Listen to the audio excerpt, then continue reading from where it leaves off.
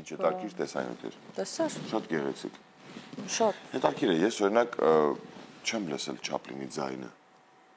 Չէ, ինչպեսի ձայն կունենար Չապլինը։ Ճիշտ է, նա համր ֆիլմերի աստղ էր։ Չէ, հետո դե խոսում է նույնիսկ Օսկարի մրցանակաբաշխության ժամանակ այնտեղից ասում էր բոլորին շնորհակալություն, բայց այնքան աղմուկ էր ու բոլորը շատ երկար տասնյակ րոպեներ ուղղակի ծափարում են, բայց հետաքրքիր կլիներ նրա ձայնը։ Ասեմ Ռուբենը ինչ ակնարկ է հիմա անում եւ ինչու է որոշել, որ Չարլի Չապլինի ձայնի մասին հիմա պետք է խոսել։ Խոսե Իգնասիո։ Չէ, իրականում մենք ձայնին ենք ուզում անդրադառնանք, որովհետև շատ հարգելի պատճառ ունենք, կարևոր նույնիսկ պատճառ շատ, այսպես լուրջ ունենք, որը առնչվում է հենց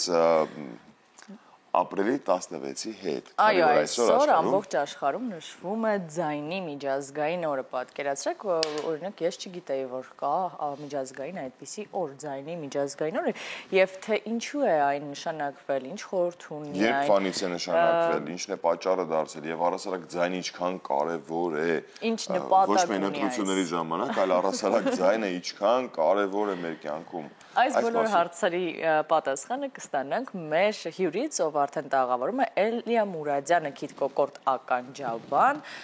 ֆոինատոր, բարև ձեզ։ Ֆոնիատոր։ Մեր համար մի քիչ անծանոթ բան է։ Ֆոնիատոր։ Շատ շուտով դրա բացատրում։ Դա լորն է։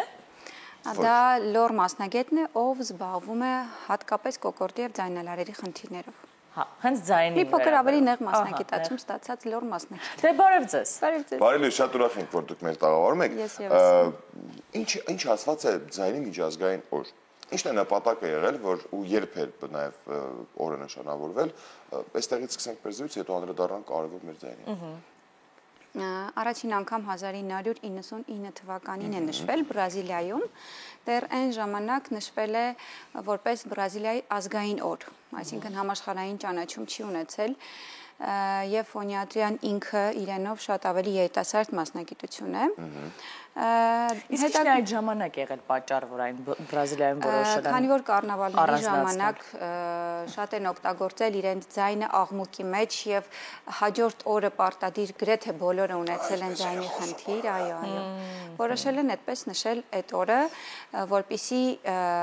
Բրազիլիայում իրազեկում անեն, ինչպես խնամել ձայնը, ինչպես հետևել, գերծանրաբեռնվածությունից հետո ինչ կարելի է անել, որպեսզի վերականգնենք ձայնը, հիգիենան, ինչ է ձայնի եւ կոկորդի։ Վստահ նրանք, ովքեր ձայնի հետ են աշխատում անմիջապես, այսինքն երգիչները, արտիստները, նրանք գիտեն գաղտնիքները, թե ինչպես աշխատել եւ խնամել, բայց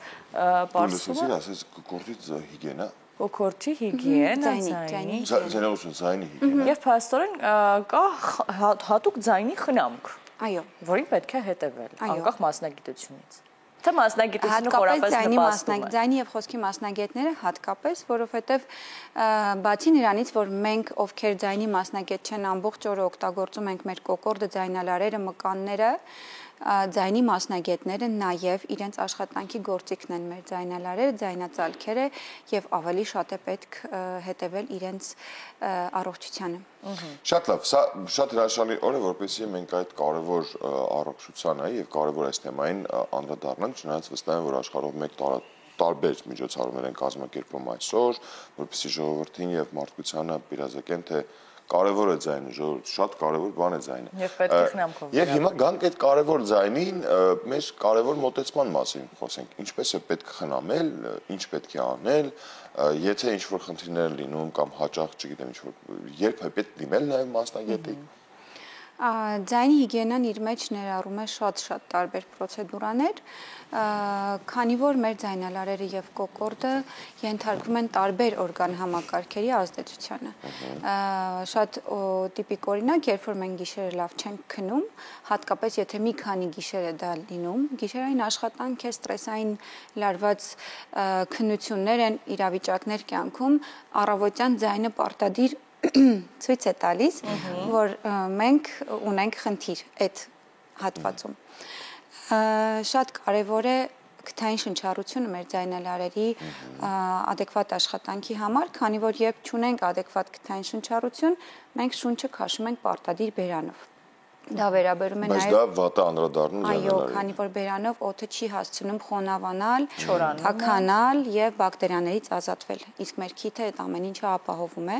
եւ այդ չոր եւ բակտերիաներով լի օդը գնում է դեպի կոկորդ ու չորացնում արդեն ձայնալարեր։ Ու մենակ չորանալը արդեն բավական է, որ մենք ունենանք խնդիր այնտեղ։ Այսինքն, ստեղից ենթադրում ենք նաև, որ adekvat հիդրատացիա է պետք մեր ձայնալարերին, բավականաչափ ջուր, եթե մենք չունենք հակացուցում բավականաչափ ջուր խմելու, դա շատ կարևոր է։ Իսկ ջրի ջերմաստիճանը։ Ես օրինակ շատ եմ անկեղծ օգտագործում շատ սառնանից Սառը ջուրը նորմալ է օգտագործման համար, եթե դրան անմիջապես չի հաջորդում շատ տաք ջուրը։ Վայ, չէ։ Սառը ջուր կարող եմ խմել։ Սառը ջուր կարող եք խմել։ լսեցիր։ Այո, կարող եք օգտագործել։ Ես նկատեցի, որ այստեղ շատ ուրախալի է, որ բոլորը ունեն ջուր, քանի որ Ես սուրճ։ Ձեզ ջուր են տվել։ Այո։ Իսկ սուրճ ասել եք կարելի է, չէ՞։ Կարող եք նաև սուրճ ուզել։ Չէ, շնորհակալ եմ, սուրճ չեմ խմում։ Սուրճ կարելի է, մենք վերջերս ունեցանք այդպիսի քննարկում գաստրոենտերոլոգներից մեկի հետ, ով ասաց, որ եթե ստամոքսի հետ կապված որևէ հակացություն չունենք, սուրճը կարելի է, բայց ես ասեմ կոկորդի եւ ձայնալարերի առումով, որ առավոտյան սոված փորին սուրճ չի կարելի, քանի որ կոֆեինը չորացնում է լորձաթաղանթը։ Զուտ այդ պատճառով։ Եվ եթե ինչ-որ մի բան պետք է ուտել, նախաճաշել, առողջ, հետո նոր Դա ձայնալարերի վրա է, Եվ ոչ միայն։ Ես գիտեի, որ դա հենց, այսինքն ստամոքսի վրա է ազդում։ Եթե ունենք ռեֆլյուքս, այսինքն հետհոսք, ստամոքսահյութը սննդի հետ միասին արտանետվում է դեպի ավելի վերև գտնվող օրգաններ, սուրճը շատացնում է ռեֆլյուքսը։ Սոված փորին, այո։ Ամեն դեպքում Փորձենք ուտել հետո սուրճ։ դատարկ ստամոքսին պետք չի սուրճ խմելը, միանգամից արտանալ ու սուրճ խմելը։ Եկեք խոսենք վնասակար սովորությունների այդ շարքի մասին, որոնք որ վնասում են ձայնալարերը եւ արդյոք դրանք վնասվելուց հետո հնարավոր է վերականգնել։ Դե վնասակար սովորություններից ամենակարևորը կարծում եմ ծխելը ալկոհոլը։ Ու ծխելը վերաբերում է ոչ միայն ծխախոտին, այլ նաև հիմա շատ ակտուալ դարձած էլեկտրոնային ծխախոտներին, վեյպերին։ Ինչքան վատ է, չէ, ասեք, որ շատ վատ է ձայնալարերին։ Որովհետև կկորցնեն նրանք իսպար իրենց ձայնը։ Ասեք, այդպես բաներ, ասեք, որ չծխեն։ Այո։ Չէ, իրականում կատակում։ Բայց այդպես մի տարածված կարծրատիպ կա, չէ, որ երգիչները սովորաբար այսպես ձայնալարերը տաքացնելու համար մի փոքր կոնյակ են խմում, դա չի կարելի փաստորեն։ Դա միֆ է։ Իրականում Բայց այդ միֆին կան երգիչներ, որ հետևում են, փաստորեն դա բայց կան երգիչներ նաև որ հումձու են խմում միֆին հետևելի։ Ահա, ձուել են, ճիշտ է, դա չէ։ Իրականում էդ էլ է միֆ, ուղղակի ջրի էֆեկտ է, ուղղակի խոնավեցնում է այդ պահին, բայց դրա հետ միասին մենք կարող ենք շատ վատ բակտերիայով վարակվել, սալմոնելոզով, հումձու կուլ տալուց, եկեք չանենք։ Ջուր։ Շատ մտերիմ ընկերություն արել այդ վիրուսի հետ, խորհուրդ չեմ տա։ Լավ, ալկոհոլը, ծխելը, այն տարածված հիմնական վատ սովորությունները։ Ու ծխելը նաև ավելի շատ, երբ որ երկրորդային ծխող են, այսինքն մենք ինքներս չենք ծխում, բայց նույն սենյակում մեզ մոտ ծխում են, հատկապես երեխաների մոտ շատ սարսափելի հետևանքներ կարող է ունենալ։ Նաև ձայնալարերի տեսքով թե չէ մնացած ամենով մենք գիտենք համակարգերի ձայնալարերի եւս այո եթե երեխան մեր կողքը նստած է կամ չծխող մարդ առավել եւս երեխա ծխող մարդիկ նույնիսկ ձայնալարերի հետ կապված շնչաններով վնասում ենք նրանց ձայնալարերը։ Կա կարծրատիպ, որ ազդում է ավելի շատ թոքերի վրա, ես դրան ոչինչ չեմ կարող ասել, բայց ձայնալարերի վրա եւս ու շատ դա վտանգավոր է, քանի որ ձայնալարերի քաղցկեղը արդեն ի հայտ է գալիս բարդ փուլերում, երբ որ գանգատ ենք ունենում։ Այսինքն ինքը քողարկված է, այո, սողոսկում մեր կյանք ու երբ որ ունենք ձայնի խռպոտություն, մենք էլ սովորենք, չէ՞ որ ունենք ձայնի խռպոտություն, լավ մի ամսից կանցնի, լավ մի երկու ամսից կանցնի ու չենք դիմում, իսկ այդ ընթացքում ինքը իր չար գործը անում է։ Բայց իրականում նաև կուզենայի խոսենք դրա մասին, որ վերջին շրջանում տարօրինակ վիրուսների շնորհիվ նույնպես մարդկանց ձայնի կորուստ է նկատվում, այսինքն ձայնալարերի կամ ձայնի փոփոխություն է նկատվում, բացի այն բոլոր կարևոր կետերը, որոնք քիչ առաջ դուք ներկայացրեցիք, նաև սրա մասով խոսենք։ Արդյոք այս, չգիտեմ, բժշկության կողմից ասված նոր վիրուսները ազդում են անմիջական մեր ձայնալարերի վրա, թե ոչ։ Շատ ճիշտ թեմա բարձրացրեցիք, այո, Վիրուսը ինքը նախ բարդ վիրուս է, շատ բավականին ծանր էին տանում բուժառուները, բայց վիրուս էր սուր շնչառական վարակ, որը կարող է ազդել նաև ձայնալարերի վրա, սուր լարինգիտ առաջացնելով, այդտեղ որևէ արտառոց ոչինչ չկար, բուժական միջամտություններով, ինհալացիաներով, բժշկի հսկողությամբ այդ ամեն ինչը կարգավորվում է։ Ուղղակի այստեղ պետք է պարտադիր նշեմ, որ եթե ունենք ձայնի խռպոտություն, ձայնի ցանկացած փոփոխություն, մեր հայերենով միայն խռպոտությունն է լինում, բայց ինքը տարբեր փոփոխություններ կարող է լինել, այո։ Եթե ունենք ձայնի փոփոխություն, որը տևում է 10 օր եւ ավել, արդեն պարտադիր դա ահազանգ է կարմիր դրոշը դիմելու մասնագետի, որպեսզի հասկանանք պատճառը։ Պատճառը կարող է լինել նույն սուր լարինգիտը, որը ուղղակի ձգձգվել է, բայց շատ կարևոր է հասկանալ պատճառը։ Իսկ արդյոք այդ խռպոտությունը, ձայնի փոփոխությունը հետո կարող է բուժվել եւ նման խնդիրները բուժելի են, թե պետք է ուղղակի խնամել, որ այդ կետին չհասնի։ Չէ, ինքը ֆոնիատրիան մեծ գիտություն է, որը հենց նվիրված է դեղորայքային բուժմանը ձայնալարերի, կոկորդի հիվանդությունների, կա նաև վիրաբուժական բուժում, բայց պարտադիր սկսում ենք դեղորայքային կոնսերվատիվ բուժումից ու այո, գրեթե ամեն ինչին կարելի լուծում տալ։ Ուղղակի էլի հորդորում եմ, որ չնստել ու սպասել, որ ձայնը կվերականգնվի։ Կամ վարժություններ, որ, չգիտեմ, օրինակ խրախուսվում է օրվա ընթացքում նստել տանը, բացի որ պրոֆեսիոնալ երգիչներ ինչ-որ։ Հա, կան, բայց որպեսզի ավելորդ չվնասենք նաև մեզ, դրանք հիմնականում շնչառական վարժություններն են, որոնք կարող ենք անել տանը։ Այսինքն ճիշտ շնչել դա